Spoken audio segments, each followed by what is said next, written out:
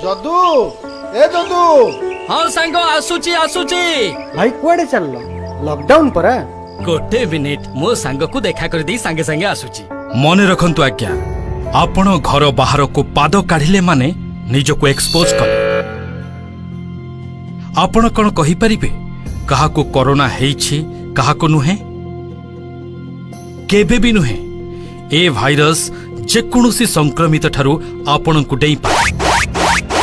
आपण एका नुहंती आपणक माध्यम रे आपणक प्रिय परिवार मध्य संक्रमित होई पारे। आपणक गोटिए छोट भूल पूरा परिवार को विपद मुह को ठेली देई पारे। निहाती जरूरी नथिले घरु बाहर को जानतु नाही। लॉकडाउन थिबा जाए एहार कड़ाकड़ी पालन करंतु। घरे रही कोरोनार मुकाबिला करंतु। घरे रहिबा चेन भांगिबा कोरोना को कर ना।